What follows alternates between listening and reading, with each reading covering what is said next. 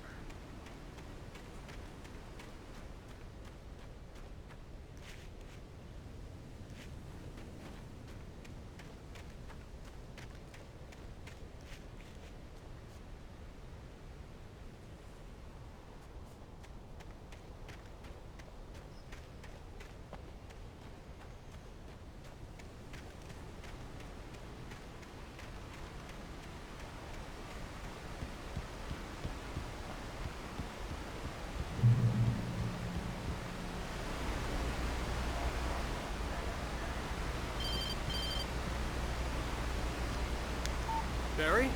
Ow! The porch is covered with birds. They've got all Hitchcock on me. Stay out of sight. I'm on my way. Don't open the door. What am I, crazy? Stay hidden. I'll be there soon. Just make sure you keep the lights on.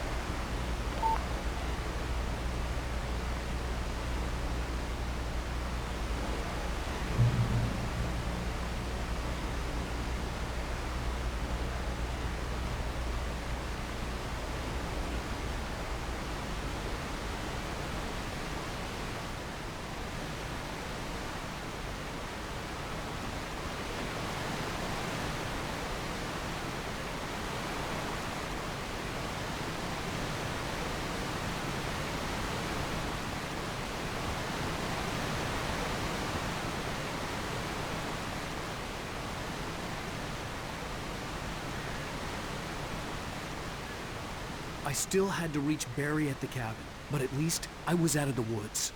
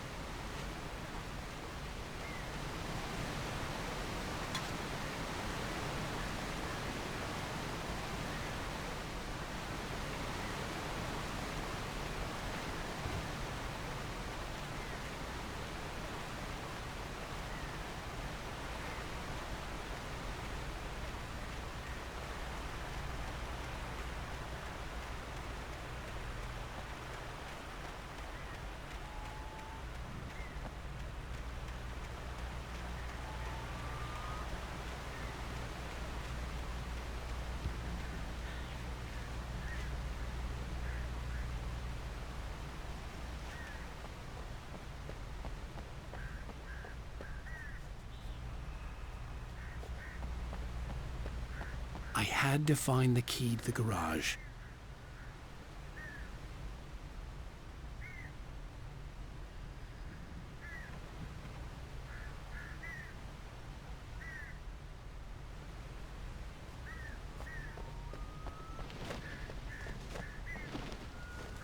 I needed the garage key to get to the car.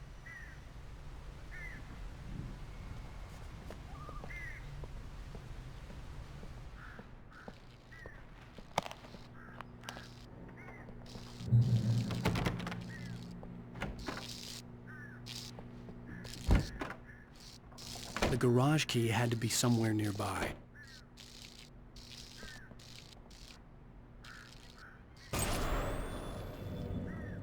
A story is not a machine that does what you tell it. A story is a beast with a life of its own. You can create it, shape it, but as the story grows, it starts wanting things of its own. Change one thing and you set off a chain reaction of events that spreads through the whole thing.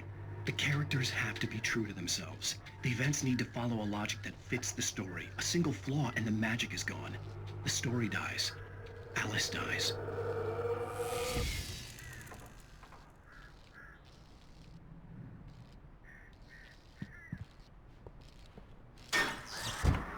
You can learn about nature and yourself.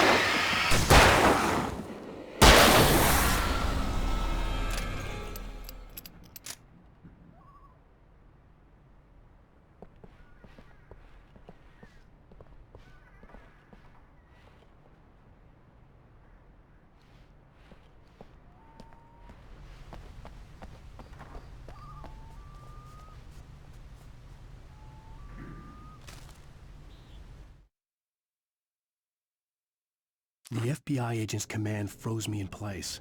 I considered surrender. It was all falling apart anyway. I could give in, let someone else deal with it, but it felt all wrong. Call it instinct, his posture, the way he held the gun. He was no friend. Shots ringing in my ears, I leaped for the hole in the fence and stumbled into the darkness beyond.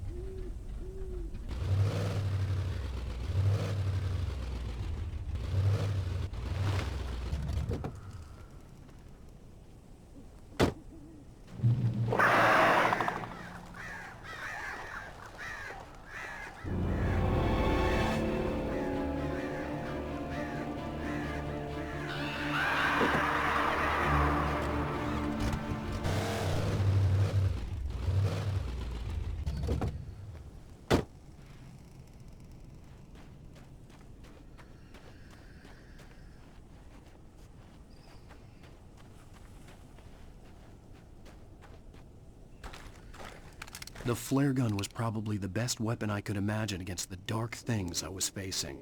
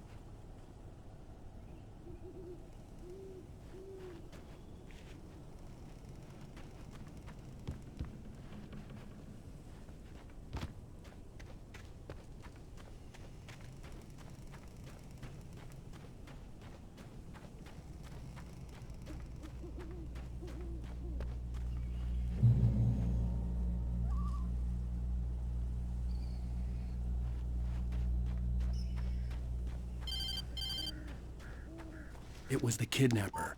You son of a bitch! Where's my wife? Enough horseplay, Wake. You deliver the manuscript, and you can have your woman back. Simple as that. I don't... Listen. I'm gonna need time to finish it. I still need to write the ending. I need... a week. It's not done. I need a week. 2 days. The old Bright Falls coal mine is nearby. You can find it easy, city boy. The main building, there at noon. You bring the manuscript, you'll get your wife.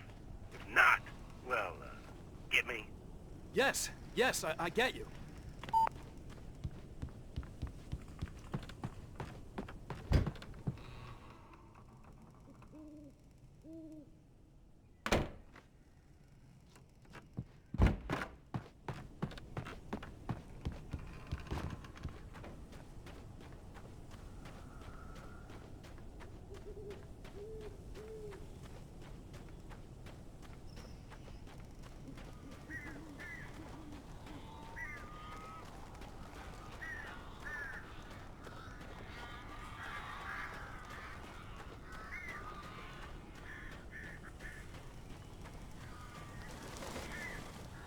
Barry had talked about birds over the phone. Ow!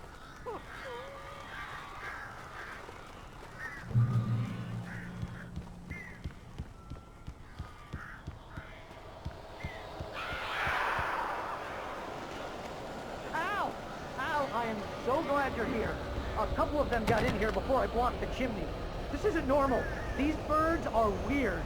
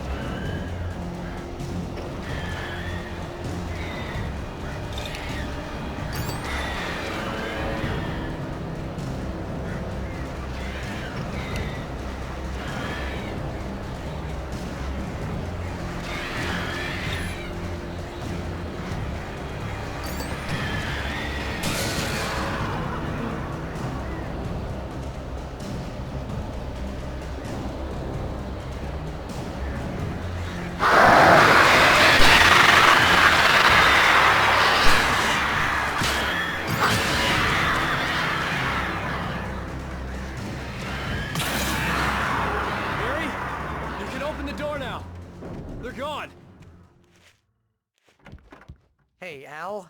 I'm sorry for thinking you were having a psychotic episode, man. I sent Barry to the town to ask around about a man fitting the kidnapper's description. He'd go through the archives of the local paper. Perhaps he could learn something. Anything about the island and the cabin that had disappeared. The man wanted a manuscript. I had to try to write him one to get Alice back.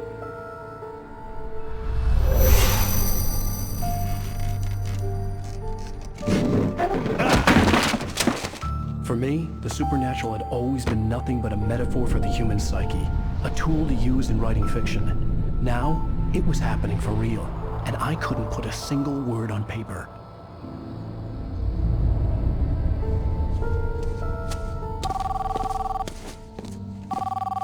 Barry Wheeler speaking. This is Rose. Rose? I found Mr. Wake's pages. Oh, you sweet, brilliant girl. Could you and Mr. Wake come get them? I live in the trailer park outside the town. We'll be there in less than an hour. Bye now. See you soon.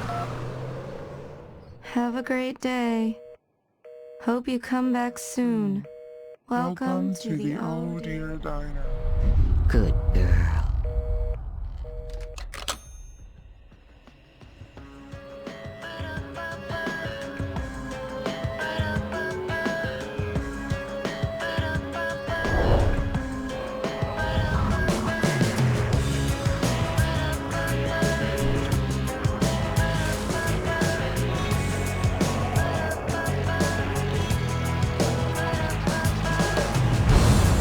Come here.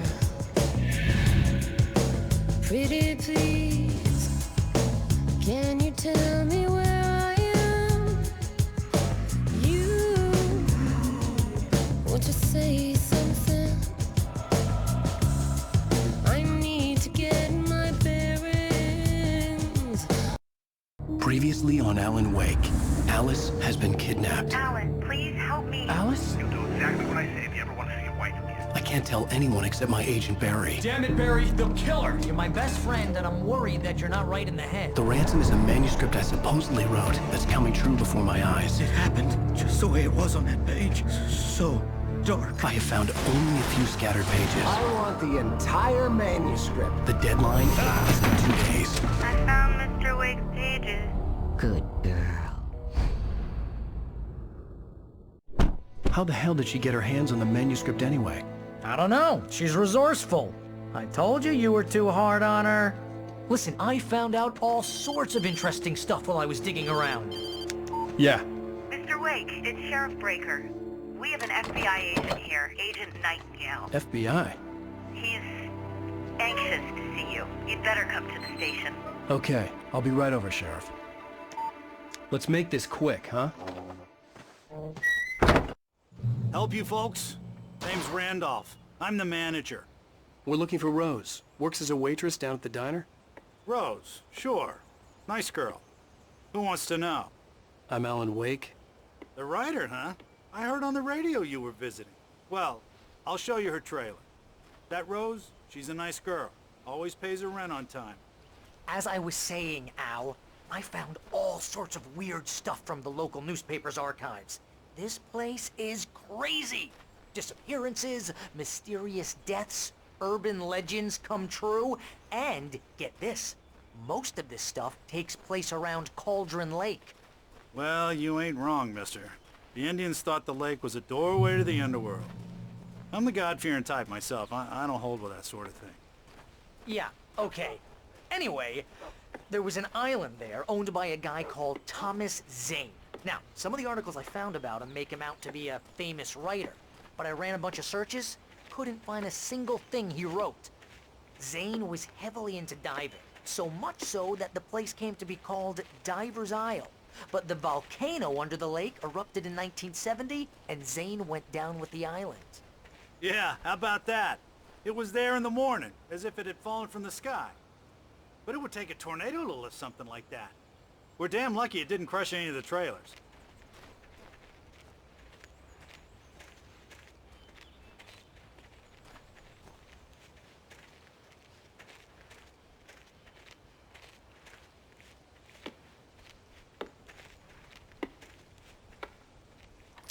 gets better. A local girl, Barbara Jagger, drowned in Cauldron Lake just a week earlier.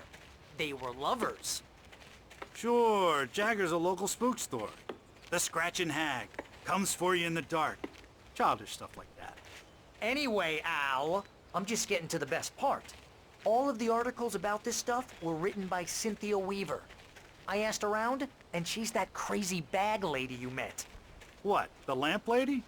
She can be a little loopy, but she's not homeless or anything. Yeah, anyway, she knew both Jagger and Zane before they both died, and she had some kind of a breakdown.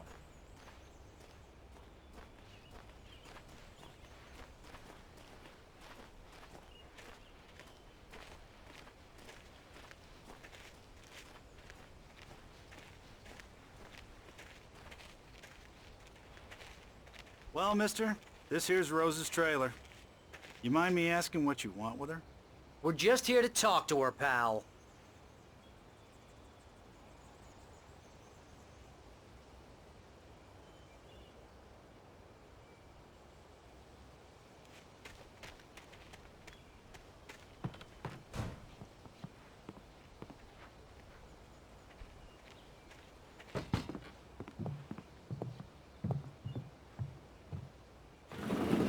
Welcome to... Oh dear, Mr. Wake. I'm so glad you're here. Rose, you have my manuscript? Oh. Oh yes. Yes. Please, come in. Hey, this is really good. Rose, Yes, my manuscript. I really need it. I understand. I know what you need. A muse to inspire you. Oh, for Barry? She doesn't have anything. Yeah, hey, Al? Al, what's... Oh... Barry! What? What?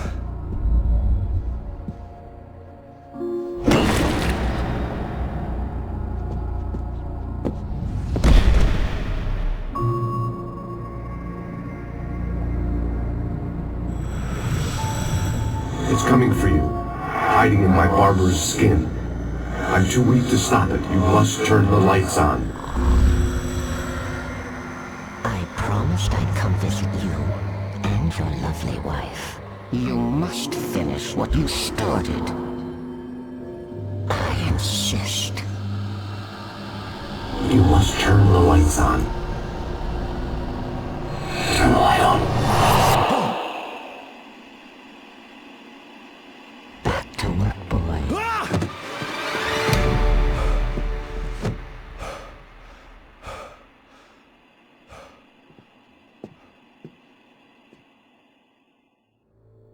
I felt nauseous, hungover. Only anger kept me going. I can't tell reality from dream anymore, but it seems I have an imaginary editor to help me. She's an old woman in a funeral dress. I call her Barbara Jagger. She's very strict. I'm writing faster and faster. My manuscript is being heavily revised. The edits are getting very aggressive, and each day there's less of me and more of her. I hate it, but I know she's right. She promises me I can save Alice this way. She knows more of this than I do. About the complex incantation I'm attempting. About this place. She's worked with another writer under similar circumstances, Thomas Zane. The genre of the story seems to be shifting. It's turning into a horror story. I'm getting close. I can feel it.